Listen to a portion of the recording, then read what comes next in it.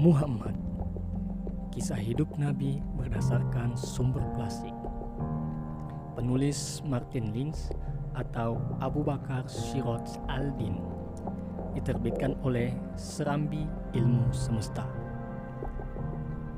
Bagian 14. Pemugaran Ka'bah.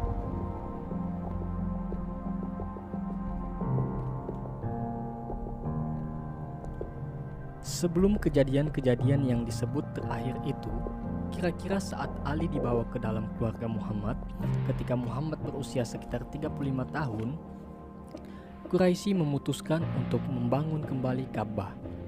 Hal itu dilakukan karena dinding-dinding yang ada saat itu hanya setinggi manusia dan tidak ada atapnya. Artinya, kalaupun pintu dikunci, mudah sekali untuk dimasuki.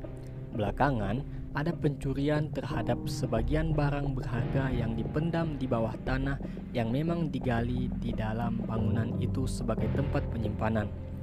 Mereka telah menyiapkan semua kayu yang dibutuhkan untuk atap.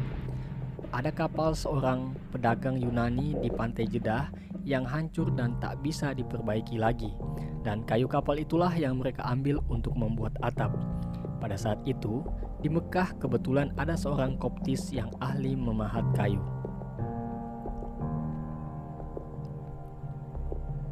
Namun demikian, karena sangat menghormati Ka'bah, mereka ragu-ragu melakukannya. Rencananya, dinding-dinding yang terdiri atas batu-batu lepas akan dipugar dan akan dibangun kembali secara utuh. Tetapi, mereka takut ditimpa bencana karena melanggar kesucian. Mereka semakin ragu setelah ada seekor ular besar yang setiap hari keluar dari bawah tanah dan berjemur di bawah terik matahari di sudut dinding Ka'bah. Jika ada orang yang mendekat, ular itu mengangkat kepalanya dan mendesis dengan mulut terbuka, sehingga mereka ketakutan. Namun pada suatu hari, ketika ular itu tengah berjemur, Tuhan mengirim seekor burung elang untuk menerkam ular itu dan pergi membawanya. Karena itu kaum Quraisy berkata di antara mereka sendiri, "Kini kita boleh berharap Tuhan merestui maksud kita. Kita mempunyai seorang pemahat yang sehati dengan kita. Kita juga punya kayu dan Tuhan telah membebaskan kita dari ular itu." Orang pertama yang mengangkat batu dari atap salah satu dinding Ka'bah adalah Abu Wahab dari Bani Makhzum, saudara Fatimah, nenek Muhammad. Tetapi begitu diangkat, batu itu terlepas dari tangannya dan kembali ke tempat semula. Mereka semua langsung menyingkir dari Ka'bah dan takut untuk meneruskan rencana mereka. Kemudian pemimpin Makhzum, Walid, putra almarhum Mughirah, mengambil sebuah kodam dan berkata, "Aku akan memulai meruntuhkannya untuk kalian." Lalu ia menuju Ka'bah dan berkata, "Ya Tuhan, jangan takut. Ya Tuhan, kami hanya menghendaki kebajikan." Lantas, ia merobohkan bagian dinding di antara Hajar Aswad dan sudut Yamani, yaitu dinding sebelah tenggara. Orang-orang lainnya mundur. "Biarlah kita lihat dulu," kata mereka. "Kalau Walid terbunuh, kita tidak akan meruntuhkan dinding Ka'bah dan akan membenahinya lagi seperti semula. Akan tetapi, kalau ia selamat berarti Tuhan merestui pekerjaan kita, dan kita akan terus meruntuhkan semuanya hingga rata dengan tanah." Malam berlalu tanpa ada peristiwa yang tidak diharapkan. Keesokan paginya Walid kembali bekerja.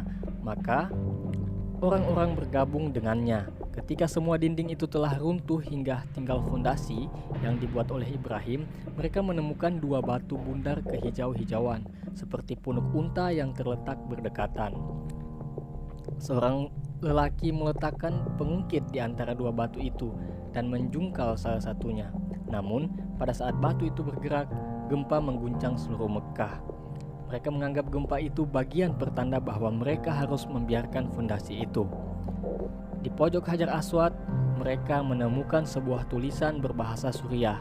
Mereka menyimpannya tanpa mengetahui isinya. Ada seorang Yahudi membacakannya kepada mereka.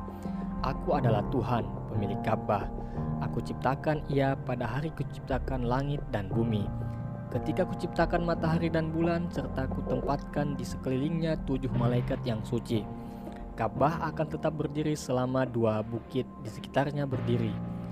Berkah bagi penduduknya dengan susu dan air. Tulisan lainnya ditemukan di dalam makam Ibrahim, sebuah batu kecil di dekat pintu Ka'bah yang secara ajaib terdapat cetakan bekas telapak kaki Ibrahim. Mekah adalah rumah Tuhan yang suci. Para peziarahnya datang dari 3 penjuru. Jangan biarkan kaumnya menjadi orang pertama yang mencemarinya.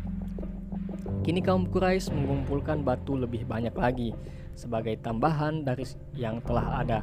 Untuk mempertinggi bangunannya, setiap kabilah bekerja sesuai pembagian tugas yang telah ditetapkan. Setelah dinding-dinding itu cukup tinggi, sampailah pada tahap peletakan kembali Hajar Aswad di pojoknya. Perdebatan pun merebak di antara mereka. Setiap kabilah ingin mendapat kehormatan, mengangkat Hajar Aswad dan meletakkan pada tempatnya semula. Perselisihan berlangsung selama 4 atau 5 hari. Ketegangan itu pun memuncak sampai muncul kubu-kubu dan nyaris terjadi pertumpahan darah. Salah seorang yang tertua usianya di antara orang Quraisy mengajukan solusi. Ia berkata, "Wahai kaum Quraisy, untuk mengakhiri pertengkaran yang terjadi di antara kalian, tunjuklah seorang penengah dari orang pertama yang memasuki gerbang masjid pada hari ini." Wilayah di sekitar Ka'bah disebut masjid. Dalam bahasa Arab, masjid adalah tempat bersujud, karena ritual sujud kepada Tuhan menghadap ke rumah suci itu telah dilakukan dari sana sejak zaman Ibrahim dan Ismail. Mereka setuju dengan usulan orang tua itu. Ternyata, orang yang pertama kali masuk ke masjid adalah Muhammad, yang baru saja kembali ke Mekah. Melihat kehadirannya, mereka serentak dan spontan mengakui bahwa Muhammad adalah orang yang tepat untuk tugas itu. Kedatangannya disambut dengan ekspresi kepuasan.